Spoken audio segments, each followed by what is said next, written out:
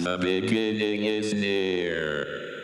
Now watch man disappear.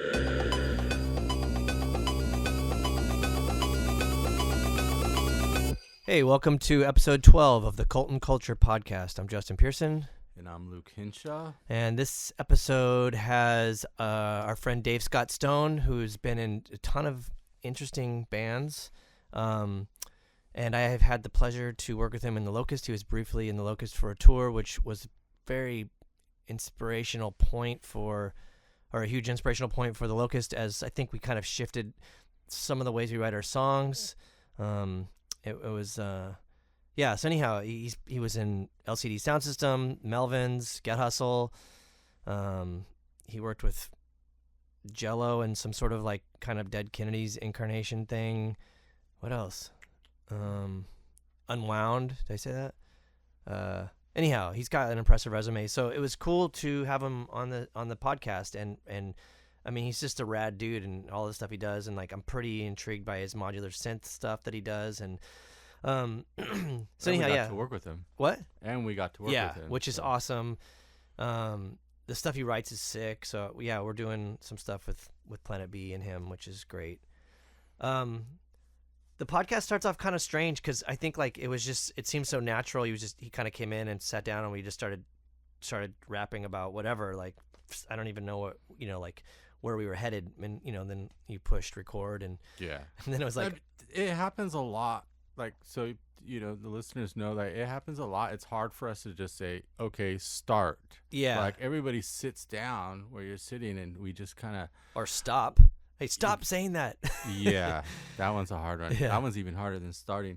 But it's like, how do we know, like, when they sit down, they're comfortable, they say something interesting, I hit record regardless. Yeah. So there was no real intro with Dave. Yeah. So, I mean, we kind of just dive into, like, a half part of, like, midway part of a piece of the conversation. But I guess you guys will figure it out once it gets started. But and when we stopped, we kept talking, so I had to hit record again. Yeah. So it's like part 2. Yeah. I mean, I think it's the longest podcast we've done so far too, which is kind of interesting. Yeah. But there's a lot to cover. I mean, even like if you think about like his interest in like music and music theory and stuff, or like his like the stuff he's done in the past, or I don't know. I mean, there's so many directions you could go with that guy, and we did end up going in most of them. And it's funny because as the conversation kept going, I kept thinking like, I gotta go back to this one thing that I wanted to talk about that we detoured away from. And so, it does get really techie. Yeah. Might be hard to understand, but you'll get it once everyone hears his catalog. So. Sure.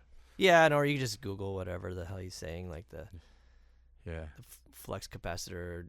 Sometimes I don't even know what he's saying, but when he explains it, I'm like, I got it. You mean like the kind of synths, or like the or the techniques and just the process of everything. Yeah, but overall he's just such an awesome dude, and seems so positive and kind, and it's rad. So anyhow, I guess that's where we're headed with this. So get ready, and sorry for the abrupt start, but I think you guys will dig it once it starts up. So here it goes.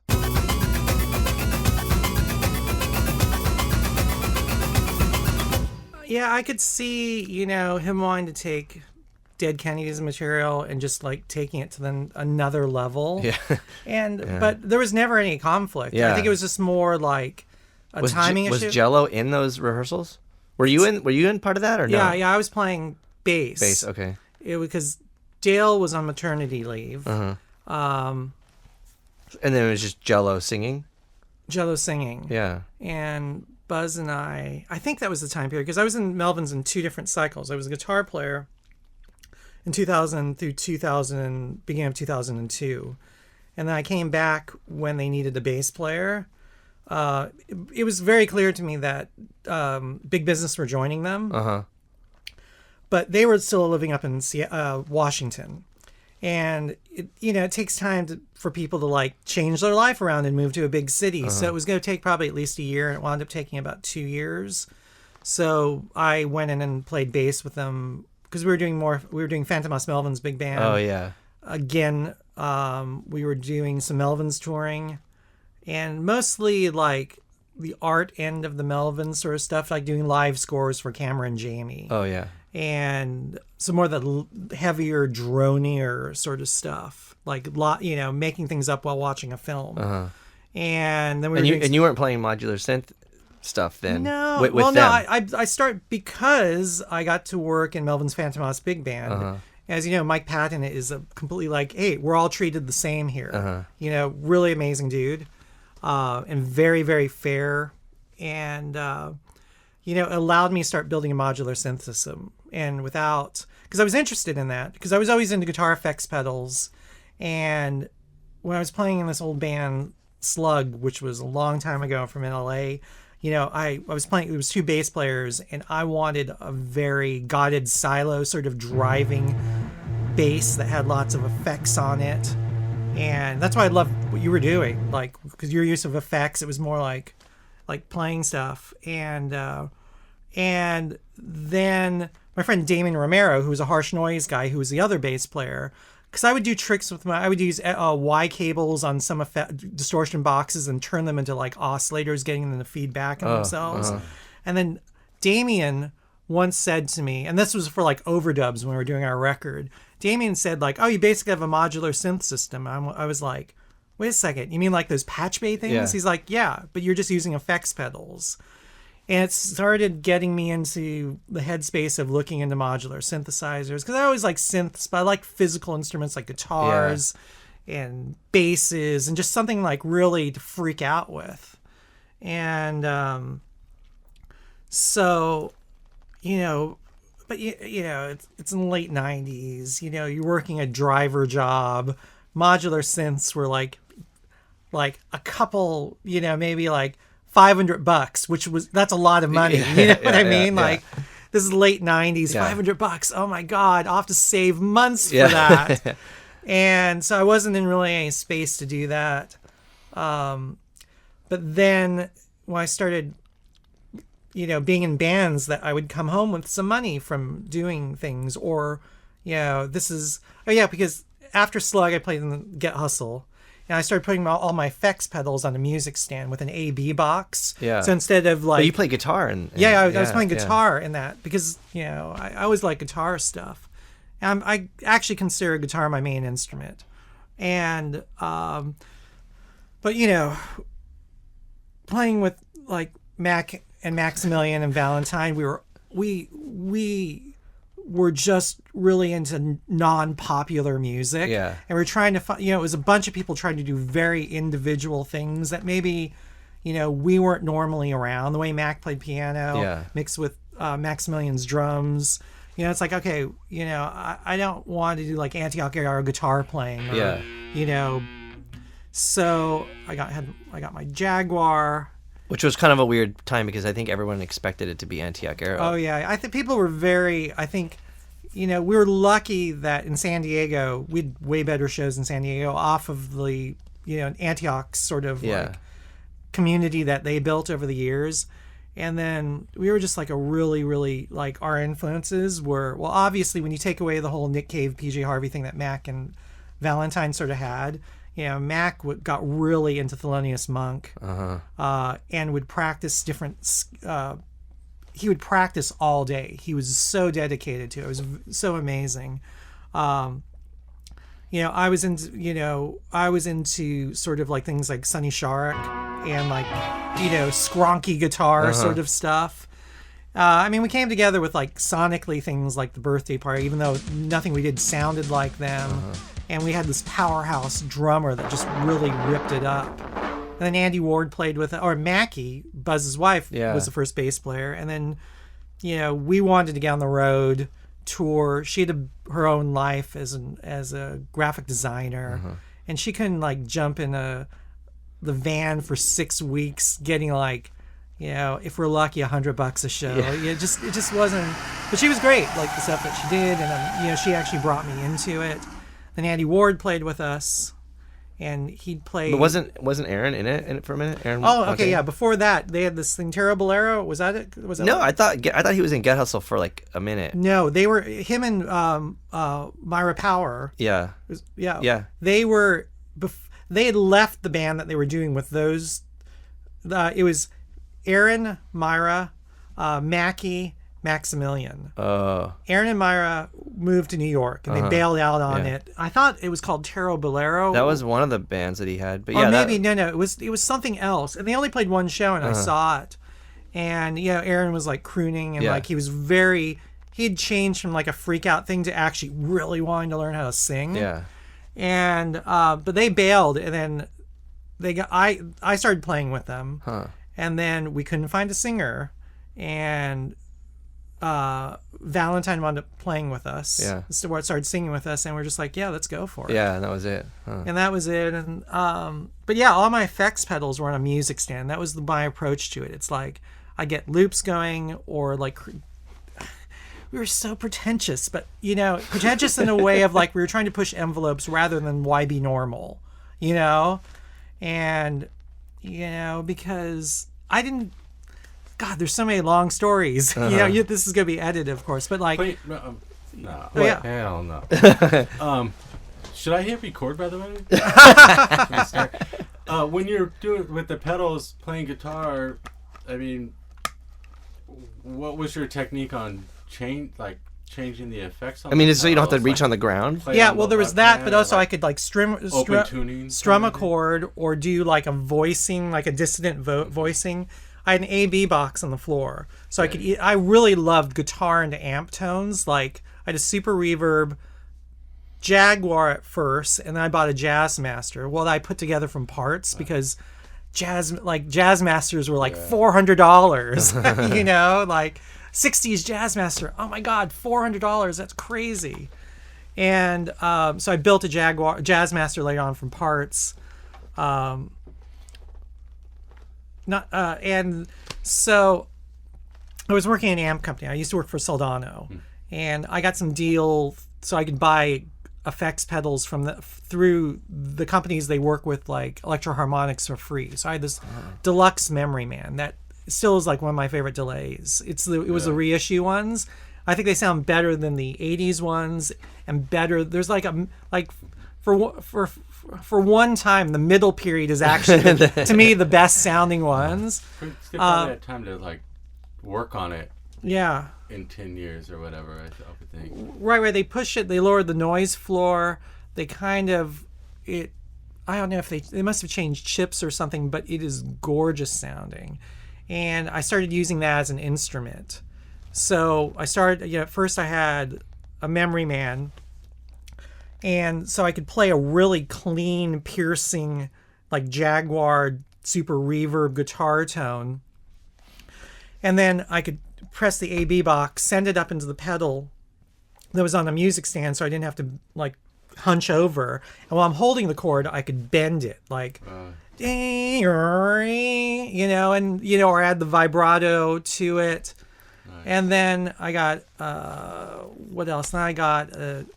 this is before. Now there's so many cool guitar effects pedals, but back then Z-Vex was like the cool new effects pedal, and I spent $200 or something on this thing called a Sequa, which was a sequencer like tone thing. And Bob Bruno, he was the only other guy that was really into pedals. And then I got like a micro synth, so I started building things up off of that. So then I got, there's the green Line 6 loopers. Yeah.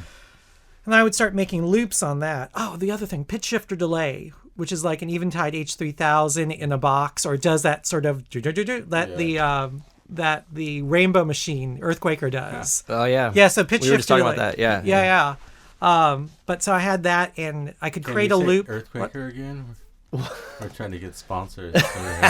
Oh, they're the best people in the world. Like I'm actually shooting a video for them for the Swiss thing. Vice Cooler. Let's. Yeah. We can cut this part out where it's like, but actually, I hung out with my Crane the other day. I went to his studio, and I would have assumed, because you and Joey did videos for them. Yeah. And with you. Oh, that is so crazy. Yeah, That's right, yeah. right. At your house. Yes. Yes. That is so wild. My brain, That's cool. I used to smoke crops. I guess I'm never getting elected president now, but I mean, it's been 15 years since I touched that stuff. But no, when I saw the interstellar thing, I thought, they must have a bunch of earthquakers. No, we did a thing at NAMM 2 years ago for them, and like they are awesome. Yeah, I love Party them. of Helicopters. Yeah, I know, which is crazy too because I didn't put two and two together until like they're like you know them, and I was like, no, I don't think I do. And then like Party of Helicopters, like, oh shit, like I played so many shows with them back in the day.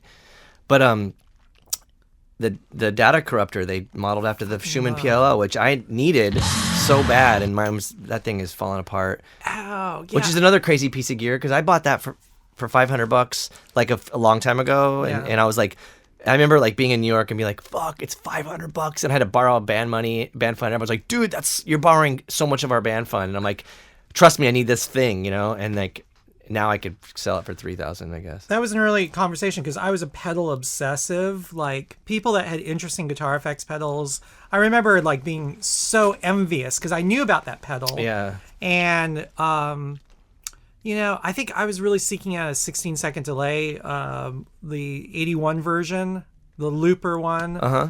Because I really like looper pedals that you can actually put sort of punch holes in. I could do that with the PS3. You get a loop, and then if you cut the delay time, it actually gets things choppy and sort of glitches them out. It's like making little edits in them. Yeah, and you can do the 16-second delay, but also things like microsynths, the sounds that the PLL pedal did, all that sort of. I never got those Line 6 purple boxes that you use, though. And you still use those? Yeah. Yeah. I mean, I used two of them into each other. Oh, okay. Oh, rad. Because I started hearing like some of the sounds and other everywhere, like on car commercials and shit. I'm like, damn it. And back then, like when we were touring a lot, the Locust, Bobby and I were always breaking them, and he was using the delay one too, and so I bought a backup one, and I remember just having it on my pedal board because I was like, this one's.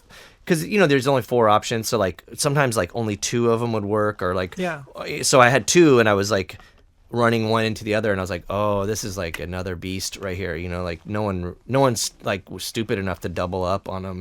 Like Mick Barr, how he runs through like 3 Metal Zone pedals, and you're just there's a fucked up it's gain sound. staging. It's all sort of like one's. With the synth pedals, it's like you're filtering synth and all. Like because I had the.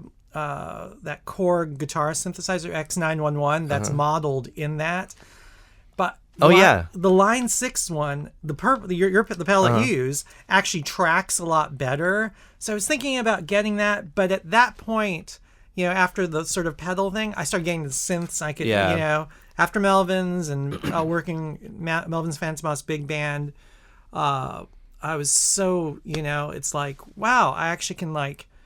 Get the things that I've wanted to get into. And, at this point, early 2000s, I came back from an Unwound tour.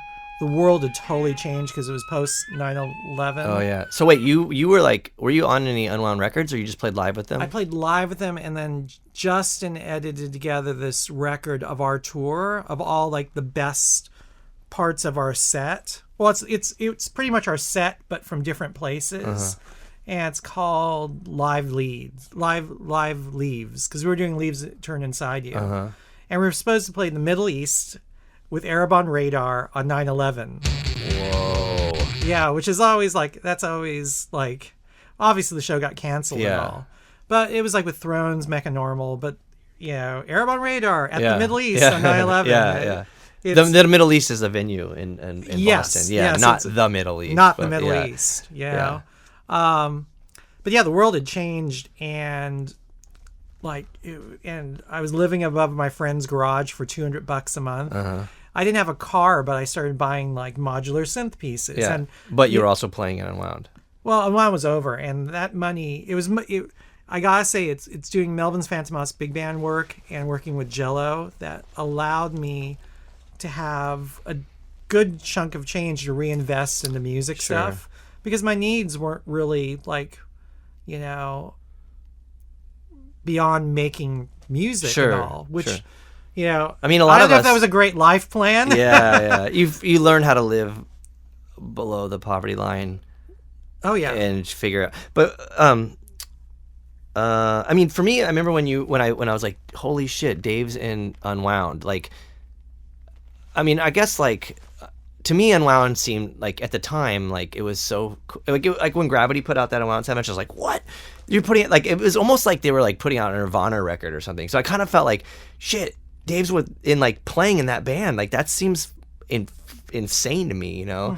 But and that was rad. But I would love to talk more about your thing with Jello because that's kind of crazy too. Like, was that just because of your affiliation with the Melvins that you started working with him? Yeah. And did it go beyond that project? Was it like another Jello thing?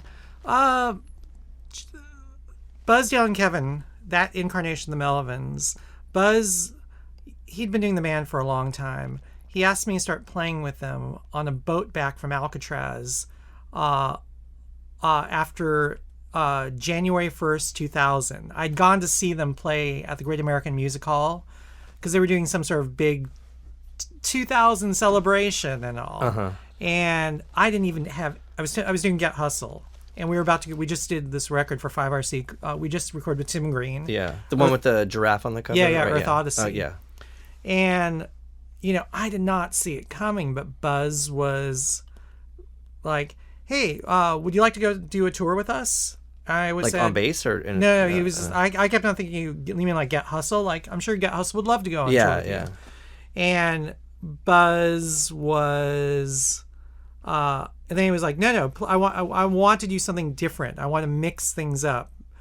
It's always been Dale, him, Buzz, and whatever bass player they're playing at the time.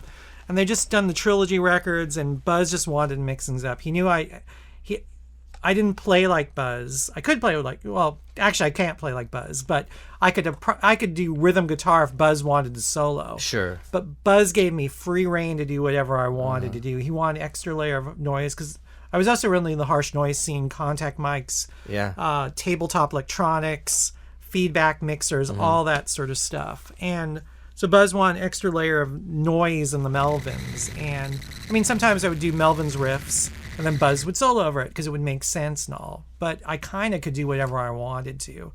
And practices went well. I didn't think I could do it because I didn't feel like I didn't have the confidence to do it. But we practiced for 6 weeks and then Melvins, because Get Hustle was also putting a record out at the same time, Melvins and Get Hustle were going to tour together.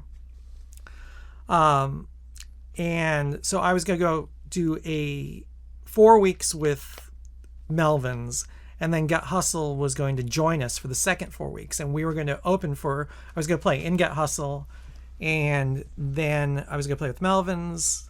I'll get to the Jello story in a second. Yeah.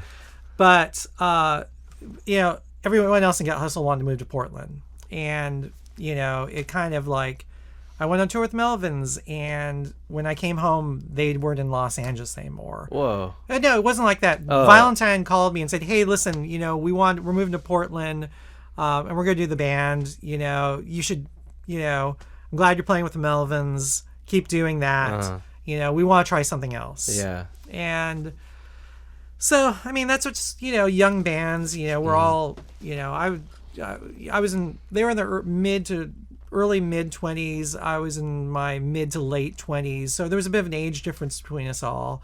And that's just what happens in bands, you know. And then they moved up to Portland and became more keyboard based, and they got way better. When they became awesome. Mark joined. Yeah. Get Hustle without, like, it turned into an incredible band. Yeah. You know, I love the later Get Hustle stuff. But so yeah, I kept on playing with them for a while, and then when I went to go play with Unwound, Buzz loved that Jello Biafra went up against the PMRC, or what is Tipper Gore's thing. And Buzz really loved that about Jello. And he had to go through that, and he loved the Dead Kennedys. Ultimately, he loves the Dead Kennedys music. I mean, they're one of the best punk rock bands ever, musically. Yeah. You know, like it's like they played. You know, you put them up against the Sex Pistols or the Misfits or whatever, and it's like they're fucking way better players. Yeah. So Wait, so Melvins went through PMRC stuff? no, they didn't. Oh, he just appreciated it. He saw what Jello went through, and also the Dead Kennedys getting back together again without Jello. And Buzz was like, he likes Jello. I mean, they lived in San Francisco for a while. They've known each other for a long time. And so when I was playing with Unwound, I disappeared into the Northwest for an adventure up there. They did a record with Jello. Then they started touring it. They played a bunch of shows together. And like, because he did the No Means No one, like Jello did. Yeah, like, yeah. He would just join bands. He's done collaborations, but Jello actually writes songs. He can play rudimentary guitar and like write music, and he did that, from what my understanding, with a lot of DK stuff. And so they collaborated. They wrote this record. Kevin wasn't playing with them anymore, and they wanted to tour it. So when I was playing bass, I was doing Klaus Fluoride's bass lines, which were crazy. Yeah. Again, I didn't think I had the confidence to figure it out. Yeah. Which is funny, like, to not harp on not to like focus on the Dead Kennedys thing, but there was a point where he was putting his new band Guantanamo School of and so I remember Jose Palafox from Swing Kids. They wanted him to play, and he was just like, "Fuck, this stuff's harder than I thought." We just grew up thinking like, "Oh, it's punk rock," It's like, and he was like, "This is," and that guy's a pretty ripping drummer, and he was just like, "Dude, it's really complicated, like drum wise, It's like, huh? And so then I started thinking about it. I'm like, everything's pretty top notch. But I think a lot of like San Francisco bands, there's sort of like a musicianship. Like there's like, you listen to a lot of things on Alternative Tentacles, which I haven't really listened to in years. I'm into like house and techno now. I get a little bit of delight saying that because it's so ridiculous, but I think there's like, that's where my ears hear with music.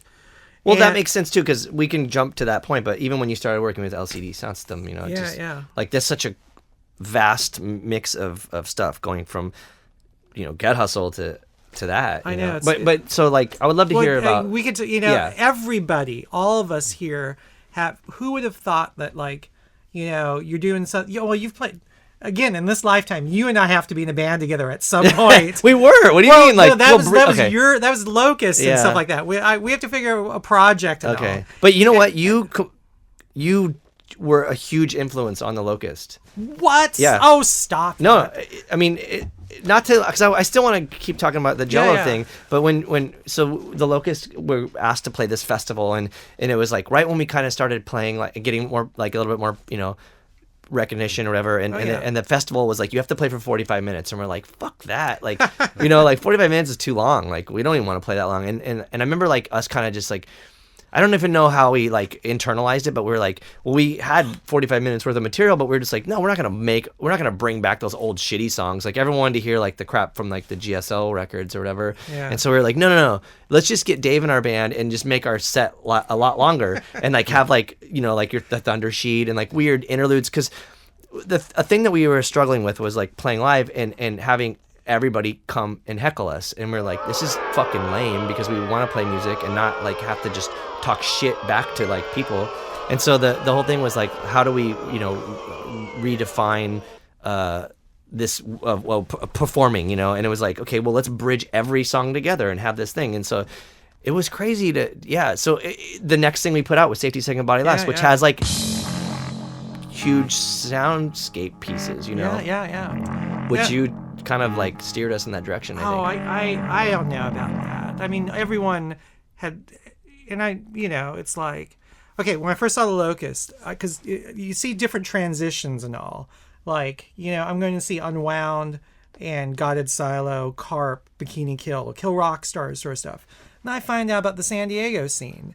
I wasn't hip to things like Unbroken, but I was hip to Antioch, Clickatat, Heroin, bands from that sort of time, which kind of were part of the Unwound, like hip kind of like LA thing. Like Unbroken and stuff like that was like part of like straight edge hardcore, which was a different world. You know? I mean, it mixed in San Diego, but outside of San Diego, it was like not. Well, and I remember there was definitely this sort of thing where, I saw Swing Kids, because that was all sort of like the new blood of San Diego, and then the Locust came up. I remember going to see, it's like, wow, these guys are okay, because Godzilla Unwound is very tuneful. And then Ulysses comes around. It's a total freak out. San Diego, then, Antioch Arrow is just an explosion. And then you see Locust, and it's like, oh my God, these guys are really heavy. They're really like tough guys. Like because early the 5-piece Locust, I really thought you guys were like tough guys. Like it was kind of like scary in a weird way. Like And doing a record with Man as a Bastard kind of has that. Well, yeah, I mean, I knew Joey and stuff like that because he from booking the library, but yeah, you got like, and also my background with hardcore too is hardcore, mid to late 80s when I was a kid. It was the jocks that would like beat up totally. guys. Like hardcore was not like an arty, like fun, inclusive stuff. It was more like the guys, like Black Flag. I didn't get into Black Flag until after Big Black, because there's guys with the Black Flag T-shirt with the mohawks and the football helmets on the playing field. Yeah. So I didn't want to be around that. Skateboarders too, it was like, it was weird, that culture that became like very progressive and kind of more on the arty end. In Sun Valley where I grew up, it was like, the scary guys. Like I want to get away from that sort of stuff. That's weird, because when I was growing up, there was so many obstacles. Because there was like in San Diego, there was a big neo-Nazi issue, and so we were like, pretty much anything that wasn't a neo-Nazi was like cool. We're like, all right, and so like that's why you could go see like Heroin, the band, play with Unbroken, and it was like it made sense, But if you left San Diego, there was this show that happened in Los Angeles. It was Clickatat, Slant Six, Unbroken, and Undertow, and it was like. Everybody in the bands thought it would make sense. The crowd fucking did not think it was cool, and I'm like, that makes sense to me, but I guess it doesn't. LA is much more segregated. I was at that show, and I didn't know the two of the bands. Yeah. I knew Clickatat, I knew Slant Six, because... But everybody was just shitty to each other. Not necessarily in the bands, but like just the crowd. It was like, fuck, man. I'm friends with all these bands. This is cool as hell. This is 4 cool-ass bands, but like the people were not psyched. Well, I like that time period, too. I remember... I don't mind saying this for the record, I never really liked Jawbreaker. They were always like the good, clean... I never liked them either. They were like the good, clean guys that you could take home to mom. Yeah. You know what I mean? I never like got it. Yeah. But there was that show with Jawbreaker headlining with Clickatat and Slant Six down here. It was like a big... Because I would come down to shows all the time at the Shea, like several times a month to see bands, even though I lived in Los Angeles. And I would never want to play a show with Clickatat because of Mario. It's just like, fuck, this guy is so ripping. So good. You could never... At that time, there was nobody else as good as that band because of his drumming, and I was like... Yeah. I really hope he has a sort of John Theodore trajectory and ends up in like some big band. I mean, that's awesome. Yeah. But like, I would just, because he was a paradigm shift with drumming in sort of the scene and the culture. It was so rolling and just big, but really focused, and like, he was amazing. Yeah. He was when I started getting the sampling, I tried to like sample Brooks and Mario. Oh yeah. But there's just sound quality. It's really hard, sure. You know what I mean, like to do, but I know I'm not the only one that's tried to sample that UOA. Yeah. Such a great drum riff. Someone sampled it somewhere. I heard it too. They're much cleverer than I could think about things, but that was like just that, drums as a hook. Yeah. It's so I don't know, we're just rambling on about good old times. I want to so the Jello thing, I mean, Jello, yeah.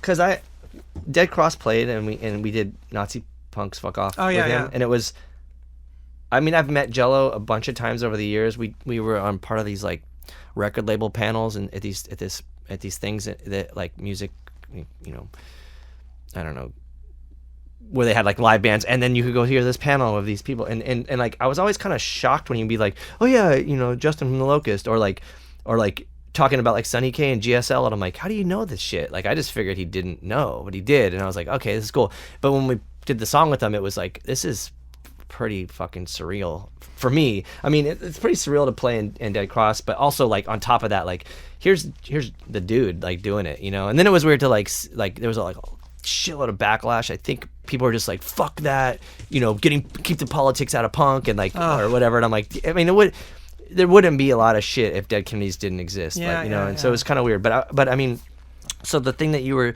doing, did it ever come out as like a, were you like, because they did that, Melvins? They did a record together. I think there's there might have been a live recording of that. And then did you play in Guantanamo School of... No, I never... Jello asked me, you know, to do some stuff, but I kind of got more into the synth thing. That would have been probably around the time when, you know, I did that tour with you guys. It was around Katrina. Maybe. But he also... I remember they were, like, getting a band together, and they were trying to get, like, Andy Coronado. I think...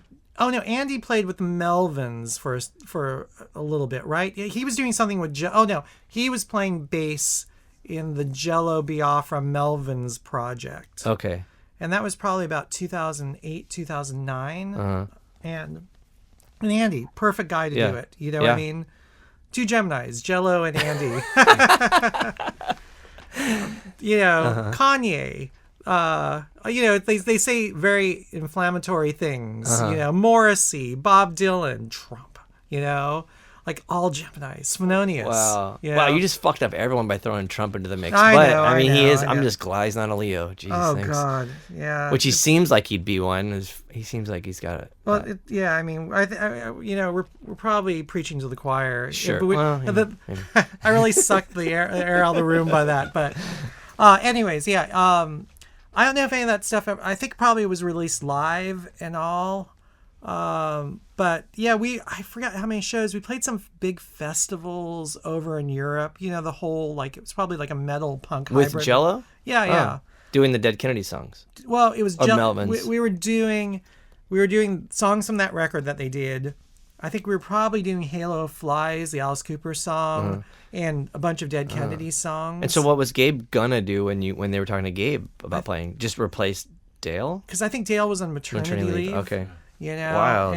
And that would have been fun. But I remember him like rehearsing for it, and we were like, "Oh, this is so cool." Yeah, because it would have been. I mean, you know, I've also been lucky to play with so many great drummers too. You know, and he's really one of the best. You know, I mean, he's someone that's just like fucks up my brain about like how he does that. Like I don't understand it. You know, it's like a few years ago, I bought a drum kit, which was the final frontier for me. That's the only thing that I can't, you know. And, you know, the only drummer I'm referencing is Pat Mahoney from LCD. So it's all, you know, just 4-on-the-floor disco. Because I want to sync up, like, 909s with it. Sure. And it's, you know, it's like I can't get my head around that. But once you actually start playing an instrument, you can understand things better. Yeah. But still, he's a very, very special. Like, I remember the people, like, mid-2000s, people that were held in the highest esteem were, why I'm spacing out on, John Theodore, he's one. who I would love to play with. He's so good. Yeah. And the best dude ever. I know. Yeah. And, what like am I Zach thinking? Hill. Zach. Yeah. Oh, yes, of course, Zach. Yeah. Greg from Deerhoof. Oh yeah. Gabe. Lightning Bolt. Brian Chippendale. Brian Chippendale. Yeah. I mean, those guys Yeah. were like, you know, I mean, mid-2000s was interesting. It felt more like the early 80s where every band had a very strong individualistic style for what they were doing. It was almost like, you know, you think of like early 80s post-punk. And then it kind of happened again with all the variations and how strongly different. Because now, you know, I hear a lot of bands and they're all like one, you know, there's a lot of shoegazery stuff and then sort of like really pop punky garage stuff. And like, it changes every season. But, you know, I'm seeing less things that, you know, have an individual identity. You know, it's like Liars sounded nothing like Wolf Eyes. Oh yeah. And, you know... But Liars is a good example because they kind of... I love their first record, but it was it was a lot more typical than they got to be, you know? It, like, took this path of I don't know where the fuck they were going. First record? From the first record to now, it's just like a whole. I mean, it's like Black Dice too. You know, like just like this evolution that's two completely different bands. Yeah, We Were Wrong, So They Drowned was my favorite Yeah. record from 2000 to 2000. Like I love that record. Huh. You know, it felt like all of my favorite bands all at once. Yeah. You know, and Drums Not Dead's really, really great. I followed them throughout their Yeah. they're just they have the support and love from Daniel Miller to do, you know, it's like from Mute, it's like you guys, something special, do whatever you want. Yeah. You know? But now it's just Angus. Angus. Yeah, which is kind of a trip too. Yeah, I mean, I love those guys. Yeah. You know, I mean, Aaron's from San Diego. oh yeah. He's a Chula Vista guy. I think he's living in Berlin now. Yeah. Yeah, and yeah, I mean, they were just really, really great band. Still, you know, still doing cool stuff. You know, really pushing things. That new record's great too. Yep. So I want to hear about like where was this transition from to modular synth stuff, because at some point what were you doing in LCD Soundsystem? I was playing guitar, and that was way after the fact. I'd been doing modular. Joey and I started getting into modulars independently at the same time, because Joey is, you know, the dexterity that all you guys have in Locust, it's just phenomenal. You know, everyone like amazing players. And The two of you guys performing together though was fucking awesome. Yeah, that was a lot of fun. I really liked. I mean, I would love to I wish we could go back. I mean, I recorded some stuff on one of those old Roland digital recorders that I wound up getting rid of. They were so difficult. I have a recording from the Che. It's great. I would love to put it out someday, but yes, I'll give it to you, and you can talk to Joey, because I don't think Joey wants to, but it's really good. I know. Joey is very high standards, as you know, and I respect that. But I would love to hear that again. Yeah. I know Wes really wanted to put something out too, and we were. This is the same recording. Yeah. Because Sal from Some Girls recorded it. Oh, okay. Because we did those shows, Some Girls, and you guys played with us. And then we played Chain Reaction with you, and No, I love playing with Joey. I love talk. I mean, Joey and I still talk, you know, regularly about like things we're into and all. I mean, I was always more, until I got my Wurlitzer, I was more just a knob twister and all. But my interest in modular synth came out of my last run with Melvin stuff. We're gonna pause for that knob twister thing. Yeah. Such a great name. Bad name.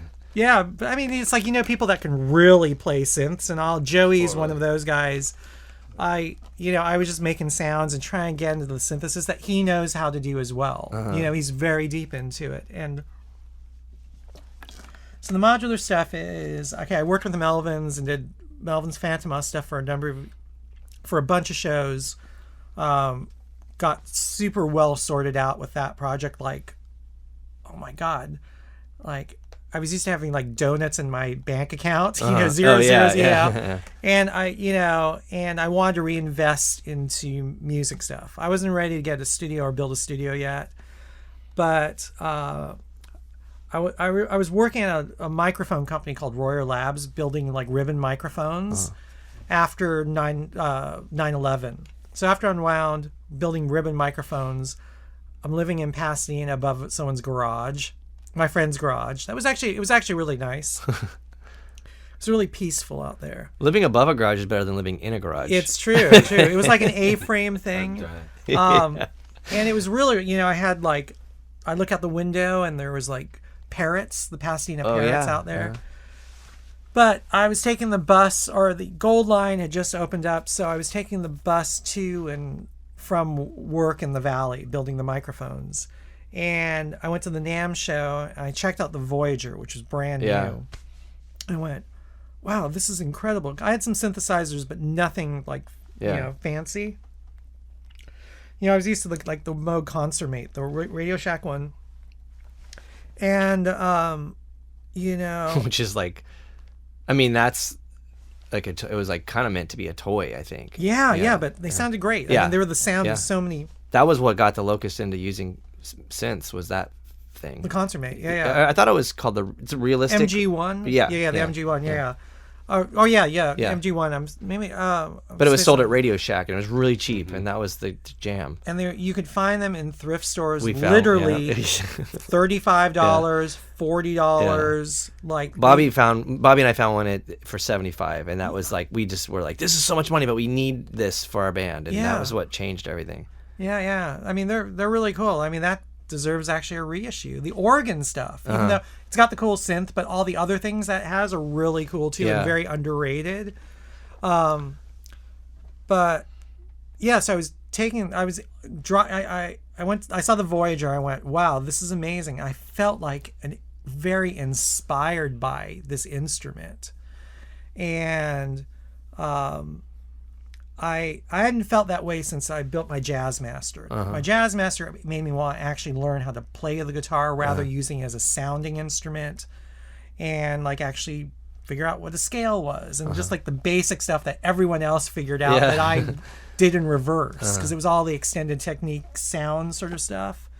And then so I found out, companies do artist deals, and I was like, I'm never going to get it. But, if you see these people that are representing, like, it's some band that you never heard of, like, there'll be an advertisement for some sort of, like, effects pedal. Yeah. And some dude in some band you never heard of, And so the guy who ran Roy, never heard of them because no one knows who they are, because they're huge, but we just like no, I think it's more like they're people that just are really savvy with like they look they look the part. I mean, you get some guy that looks like Vince Neil, but you don't know. Yeah. And he probably does look like that and all, but he's in a band that should have dried up after Nevermind. So Rick, who ran Royer, was just like, hey, you know what? There's this thing called artist consideration deals. Why don't you talk to Moog and just say, hey, listen, I've just been playing with the Melvins. I played with Mike Patton and Dave Lombardo. Yeah. Because I hate doing that stuff. The promotion stuff. It's pretty annoying. It's really, really annoying. So for the first time ever, I wrote Moog for anyone. I wrote them a message, and painfully put out my credentials out there. Now it's on Wikipedia. You could just send them the link. Yeah. And they wrote back to me, and they said, "Oh you certainly qualify for what you've done before." And it was much cheaper. And I wasn't trying to get free stuff. Yeah. Not for a second. I was trying to, someone like Trent Reznor, I'm sure, gets that sort of stuff, but. Which is crazy because Trent's cool and stuff, but like he's got the money to buy that shit. Like they should be hooking up. Us. But it was I saved a bunch of money on it, and they sent me a Voyager. And although I was into synths, I had a JX3P from the 80s. That was one of the first instruments I ever got, one of the Roland JX3Ps, and I knew a little bit about synthesis, but I swear I read that manual back and forth, which is one of the most. If you want to learn about synthesis, that the Moog Voyager manual is one of the best written manuals of all time. It really explains what what an LFO does, or how an ADSR works, or how you can modulate with a noise signal, and what's the difference between white and what's pink. It's phenomenal. Wow. And it's not like with those Roland manuals that are just like, oh my God, pick up the TB303 manual. It's like, oh my God, it's so rough. So where does like an IKEA manual fit into that? God. Yeah, I mean, I think the IKEA manual, it's very similar to like the, have you seen the instruction booklet for any of the, what do you call it? Teenage operators? Like they do like the OP1 and those little, they look those manuals. It's very Scandinavian, maybe. Yeah, sure. It's funny because I try not to. I just don't like manuals at all, and so I'm just like, what do I do?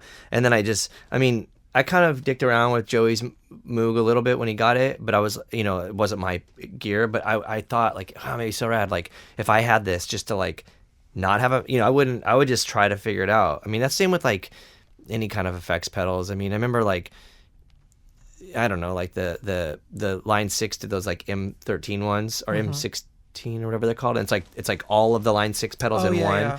And like, you know, those really big boards. Yeah. And the manuals kind of sucked. And it's like, I feel like if you just kind of approached it without that, you can kind of discover cooler shit where like it kind of like ingrains this way of like writing and don't like yeah, why would you have like all 4 settings to run through 4 purple line 6 pedals that they're not going to tell you to do that, but you should fucking do that, because then it's like insanely weird and like you may make something that's like really interesting.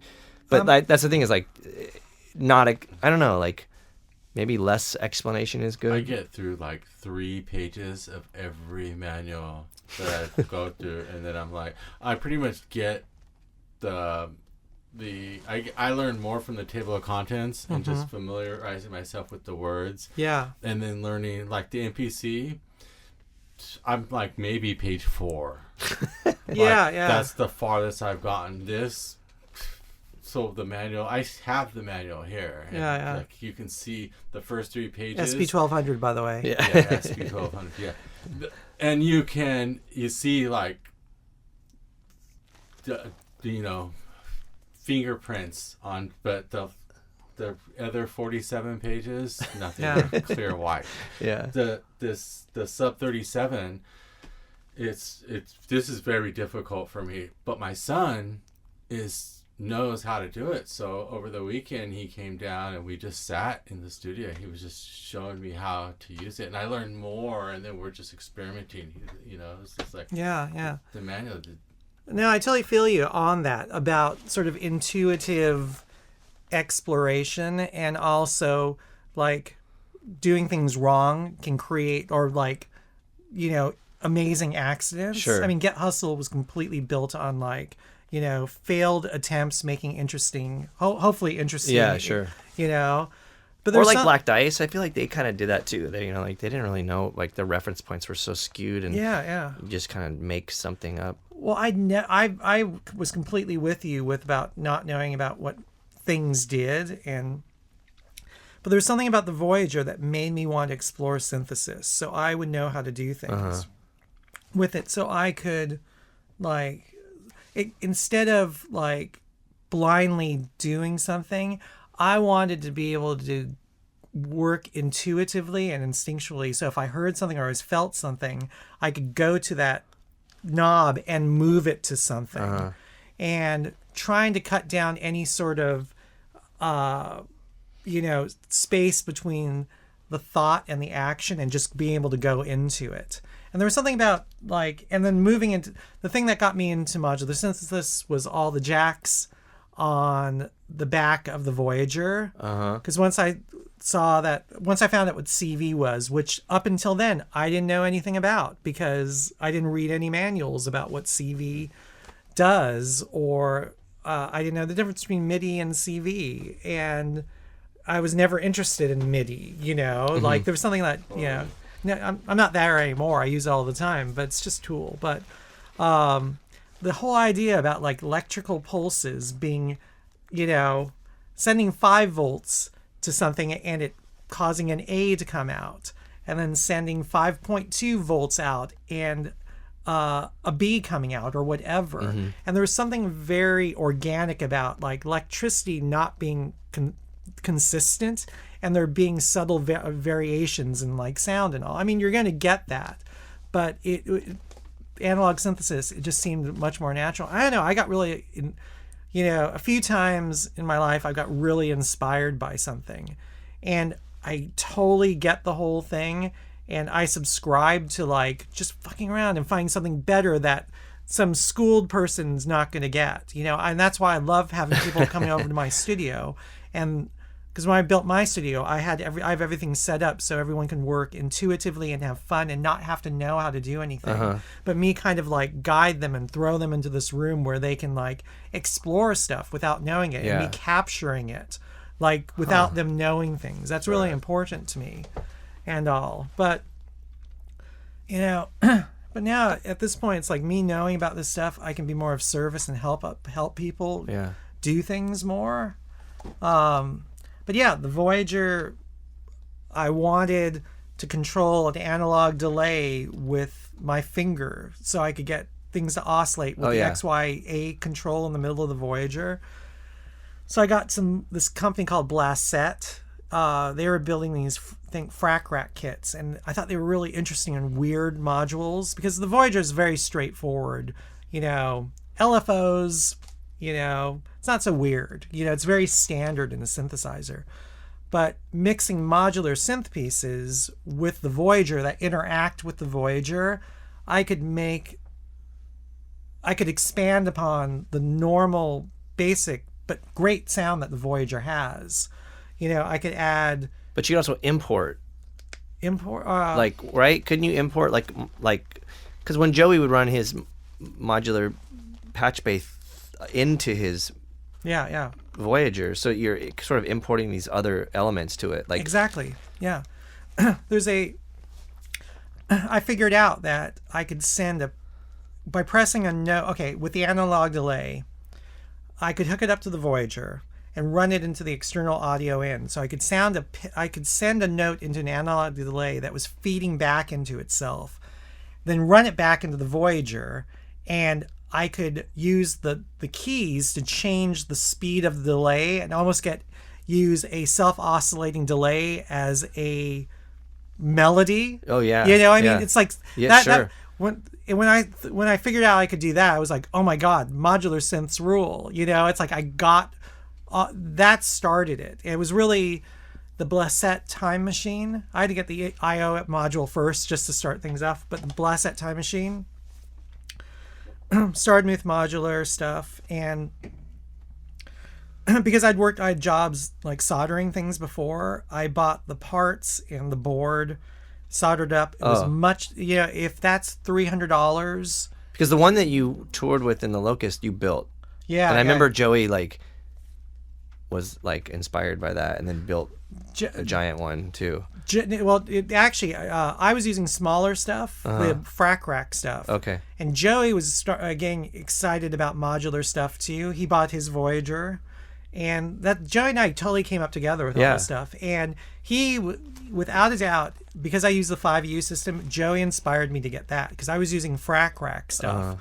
Because I thought the module was a little bit more wild, and Joey got turned on this guy Paul Schreiber, who does MOTM, and they're 4U. Excuse me, they're 5U quarter inch. They seem to integrate really well with the Voyager, and I thought the modules were really, they weren't as wild as the Bassist stuff. So I bought some faceplates that would match the 5U ones. I converted my frac rack stuff, which is smaller and closer to the super popular now Eurorack stuff, to 5U, so I could get all the Bassist weirdo modules, which aren't really weird by modular standard today, but back then. And then, other than a few modules that are digital modules that they didn't offer kits for, I built about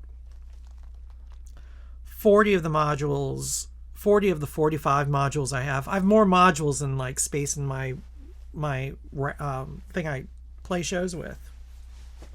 I have a bunch in the closet and all. When I want to change things up, I just put them in there. Excuse me, I'm burping. But yeah, it was super fun. And then I don't know. Synthesis opened up a whole new world of exciting ways of approaching music. It had all the power and blast off characteristics of harsh noise metal, because all my early modular synth stuff was more like power electronic stuff. Sure. And I wasn't trying to be noisy or anything like that, but I just wanted loud, pure tones and all. Flicking a switch and all of a sudden having a digital white noise generator that was slowed down and just it could be so loud and so ferocious and all. And then mixing of the electroacoustic instruments that I, contact mics with wires on it, or the thunder sheet with a contact, mixing those two elements and just putting together a weird set and all. But sure. Like, so that would be more like a live performance. Yeah, because I didn't really record the stuff because which we used the contact mics and the Thunder Sheet and the Locust. I mean, that was great. Like, I remember like in those parts, like just standing still and like just you going over to Gabe's drums and like have these contact mics and like you guys doing some shit together. I mean, it made it very theatrical. And of course, the Thunder Sheet was like very theatrical, this big shiny metal thing that you're just destroying. And that was me going against a lot of like harsh noise people at the time that would just stand at a table and not do anything. Yeah, I think, and there's something about the physicality of it. Like if you shake it very subtly, you're not getting a big sound. But if you really get into it and throw yourself into it, it comes out there. Me putting the contact mic on on Gabe's drums, which I used to do with Dale too. I remember I would open up Melvin sets and I would just sit on Dale's drums with 2 contact mics, and I would get the drums to feedback, and then I would make loops of it. So I'd make a feedback drum kit and all, which. Definitely not the first person to do that. But I think for a lot of people have not seen that before. Sure. But at the same time, I wasn't ripping anything off because I just wasn't aware of it. Oh, yeah. You know, like most of the contact mic stuff was, people, putting in a tin can and shaking around like Masana style. Masana style. Or Merzbow, right? Did he do it too? Merzbow, maybe not. His tabletop stuff, he had this thing that I remember when he could play in front of like 20 people in LA, not like play the Regent now with Prurient or anything. But I remember Damien booked Merzbow's show at this club down the street from Mike Crane's rehearsal space downtown called $50. I don't know, it was a very LA thing, but they do harsh noise shows, and I watched Merzbow play in front of like 30 people maybe. Wow. And there were like people that like the insane and noisy rock stuff. But yeah, he had this sort of, it looked like a spring reverb. He had some sort of contact or some sort of miking thing, and then tabletop pedals and multiple amps that he borrowed from all the noise people and like noise rock people in Los Angeles. Oh yeah.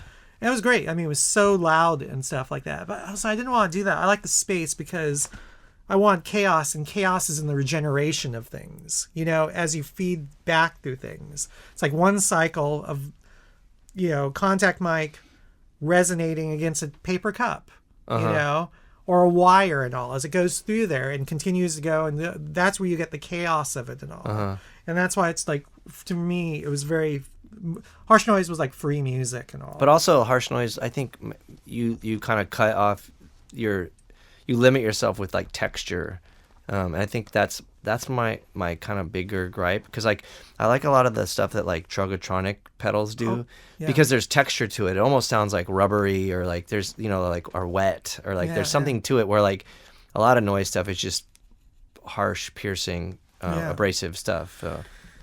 Well, yeah, I mean, I think newer people like who are making pedals or instruments, they're aware of like not pristine sort of sounds and all. I mean, a lot of times back in the day, like harsh noise people were just using what was available. So it was like Boss pedals. Yeah. So you're working within like Boss's design limitations and all. And now people are making pedals.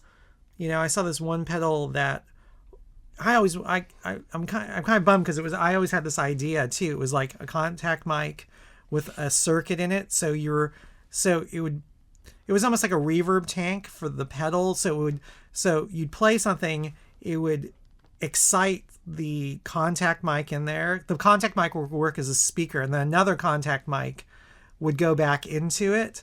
So it was almost this sort of like, it would just be really, really noisy and all, and there'd be no way of actually... every time you play it, it'd be whatever, room acoustics, where it's sitting, how hard you hit it and all. But like people are doing much more interesting things. And but I've never been a designer sort of person. To me, I built things because to save money, and I could do the things I want.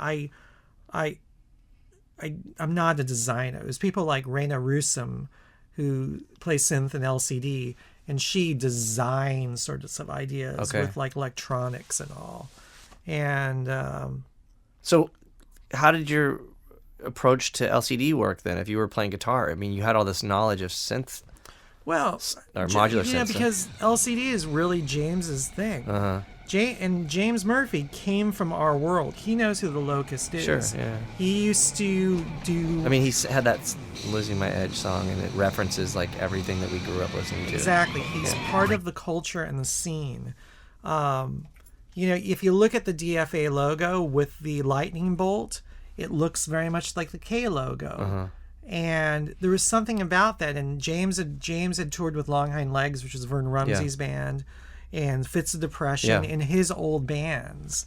And what he did was basically take that DIY sensibility, and instead of using Pacific Northwest references like K or Kill Rock Stars did, he took New York references, which was like dance music, disco, and did his, you know, it's a very insular world of people. I mean, you know, and it gets interesting because this is where the Rapture come in, who were from San Diego and moved to Seattle, and then they end up in New York and all.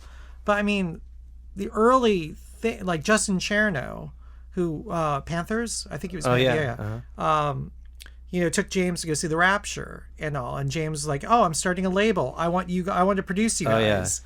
And so he's not really unrelated. He's very much related, which I didn't know about at the time, because Tyler Pope, who was in Chick Chick Chick, was the bass player for the band. So he was doing Chick Chick Chick and LCD. And evidently James went to see Chick Chick Chick and went, that guy's going to be my bass player one day, you know? Because James had played in like indie rock bands. He was a bouncer at City Gardens, because he's like he's actually a really big dude. But you might not think of it, but he knew what was up. Yeah. And, you know, he's got an amazing ear. He has that passion about learning. I guess he wrote Steve Albini when he was a kid, and because he loved Big Black, like we all did. And Steve Albini wrote him back and told him how to build a little home studio at his mom's house or something. It's really amazing. And so he was also obsessed with recording, playing in bands. He's a great drummer.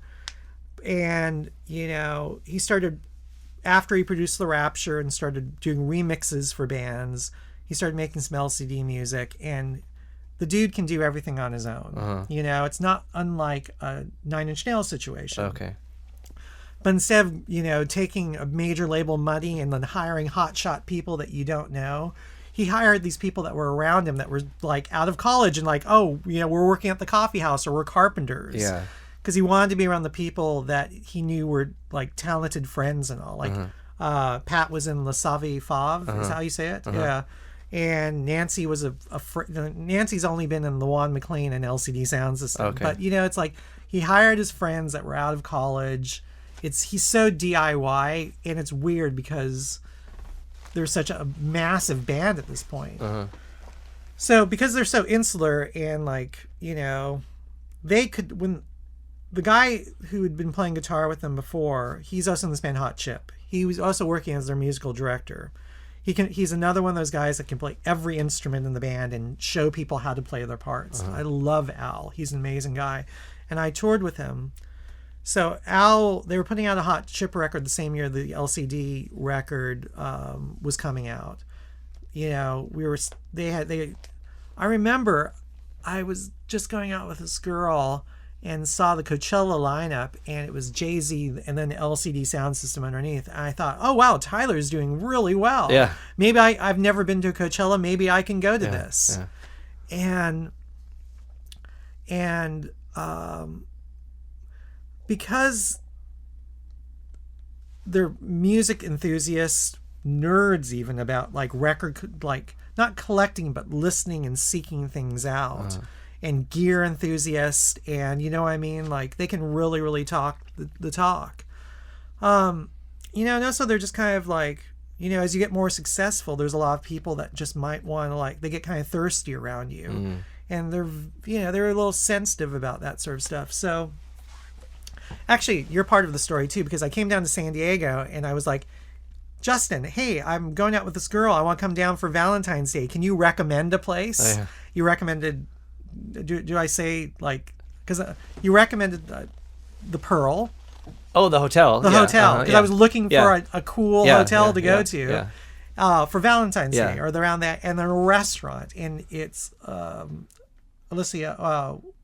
Starlight. Starlight. So you recommended these places, and when I was down in San Diego, I got a call from Tyler going like, "Hey, would you be interested in trying out for LCD? We can't find a guitar player." I went, "Tyler, what are you talking about? Like, you could get someone." It's like, "Oh, well, it's hard to get to know people, or like we don't know a lot of people because it's not like LCD, Interpol, the Strokes were all hanging out. These were all very separate entities. Yeahs, LCD are actually closer to the same world rather than Interpol or the Strokes, or what I mean? Like people think of them as big New York bands, but there's still like DFA was its own scene. And I remember telling the person I was with, "Hey, I got asked to try out for this band." I really was starting to fall in love with her. And I was like, I would have, and she was like, "No, babe, you should definitely go and try out for them." And I guess so Tyler told James that I'd played in the Melvins and Unwound, and James was like, "Get him out here." You know what I mean? It was actually more, I think, more for the Unwound, because he liked Unwound. He knew Vern. James was hip to that sort of culture. And I went out there with a one-way ticket, and I flew out there. I practiced with them. I thought I was really, really nervous. And I was playing eighth notes with a delay, thinking like, da-da, da-da. And then they were like, "Oh, no, you just have to play 16th notes." So, da-da-da-da-da-da-da-da-da-da. And, I was practicing for like 3 days. I was like, "Hey, so what's the deal?" It's like, I don't have a ticket back. They're like, "Oh, wait, you need to go back?" They didn't even tell me that I got it. It was just like, "Oh, we're hoping that you can stay here for the next 6 weeks." So I didn't. So I went to New York, and I didn't come back until Coachella and all. But what? Oh, and you played the Coachella that you really just and I wanted to go stayed to. on tour with them for the rest of that record cycle.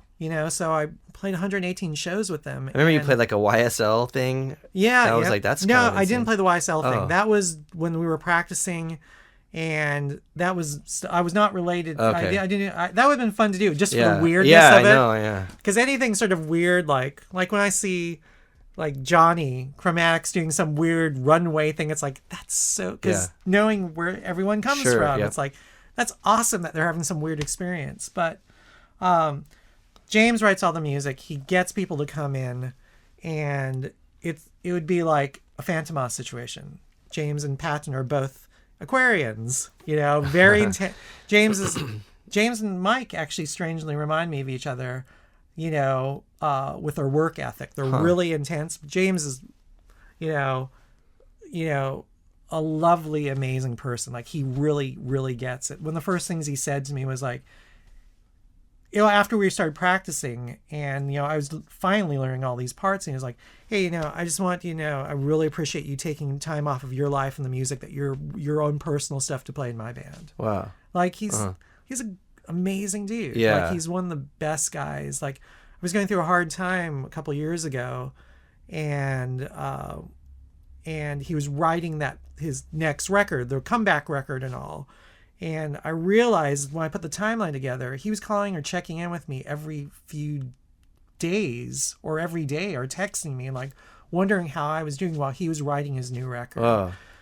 He comes from our punk rock ethics, but he got into like house and techno and like all, and but we all love post punk, and that's definitely a part of it. So, I mean, when I listened to LCD, like even when I first discovered it, I was like, this is weird, like not something I would normally like, but I really like it because I felt like it was like punk rock, He records all the stuff himself. I mean, he has people that he works with, but he was someone that can actually visualize sound. He knows all the frequency numbers. Like, he is not to be fucked with. Juan McLean, who's like a very good friend of his, who's the Juan McLean. He was in Six Finger Satellites. Oh yeah.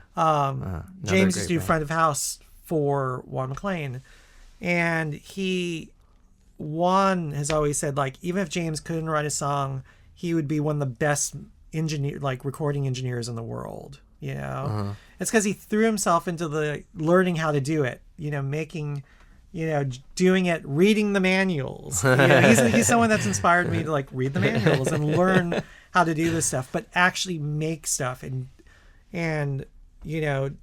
it's perfect as is. Just get it out and put it in the world. The next one will be better. Huh.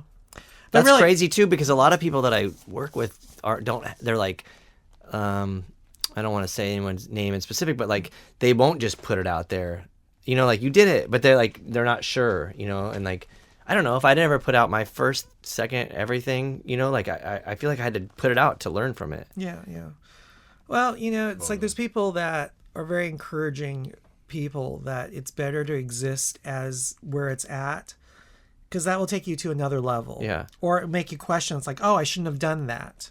But every time I put something out, I'm like, I mean, we're always talking about how we hate the Planet B record already, and it's like, but I mean, it makes you go like the next, because we started writing new shit, and you're like, the next stuff is better. Yeah, for sure. It's just like pushing forward. D-Styles, one of the DJs for Visible Scratch Pickles. I love the Scratch Pickles. Like Mac and I got turntables. Not that we were going to get into scratching, but wait, didn't Get Hustle have turntables at one point? Oh, Mac did have a turntable. I remember and he that. ran it through Electro-Harmonix. Electric Mistress, which is insane. Okay, what were you gonna say though about D-Styles? Back to what we were talking about when I was working on him with a few records, I had a bunch of like beats and stuff. Yeah.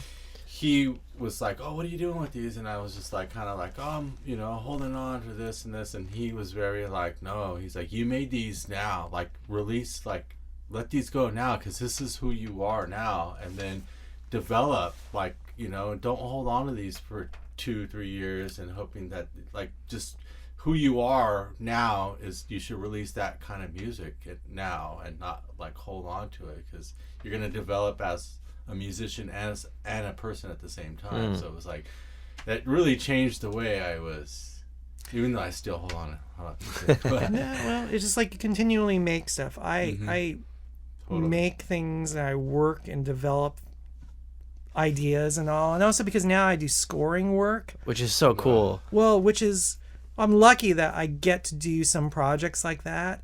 I mean, like my old way of thinking where it's like, oh, fuck that, I would never do a trap piece of music. You know what I mean? And trap is awesome, sonically and all that stuff, but like, oh, that's not me. But if I get a job for a commercial to make a trap piece, like a trap track, it's like, okay, I'm going to learn everything I can about like, multi-band compression and like focusing the sub so it's the biggest sounding sort of sub sort of thing. And this way I have a job that I get to learn more about music production and writing and all. And I am removed from having to put this out, with my name and all, and not because I do the best job I can for whatever. I don't particularly listen to country music, but oh wow, okay, now I know that if I run my Telecaster with a MXR Dynacomp, I can do an approximation of sort of country picking and all. And I'm not going to release that. It's just like building up all these things that, because my noisy, harsh, sort of techno-y stuff, it's like I still do my personal work and all. It doesn't take any, like learning how to do more stuff, it doesn't take anything away from your aesthetic, and the things that you personally want to do. It just kind of gives you more of a wider tool set to draw from. Well, that's another thing too, is I always like, there's certain people that I play music with that are like, I'm the guitar player and I do this, or like I'm the drummer and I do this, and it's like, well, what about like not doing that? Like, what about doing some weird ass avant-garde shit that doesn't make sense, or like something that's kind of stupid, or like not taking yourself too seriously, and playing in like a techno band, or doing something that's like not your instrument, and it's like that's where you start becoming unique in yourself, and because you're also, your references are coming from somewhere else. And it's going back to like Gabe's a good example. I remember reading this interview where they were like asking about like his drumming and hardcore and stuff, and they're like, what kind of hardcore bands do you listen to? And he's like, I don't listen to hardcore, I just play it. And I was like, fuck, that's rad. That's why you don't sound like an average hardcore drummer. Of course. Yeah, exactly. Hybriding things. Hybriding things creates new, interesting ways of approaching it. It's like, okay, after LCD, I really learned the history of where house music came from, which is really fucking punk rock. Totally. In its way. Yeah. You know what Yeah. I mean? You know, Which is a lot like hip hop too. And, yeah. Last night, DJ saved my life. James was like, "Read this book. Yeah. Read the history Yeah. of like it. It came out of, you know, gay culture that wasn't white. That after corporate, you know, music industry America blew up the disco records that was played in these clubs.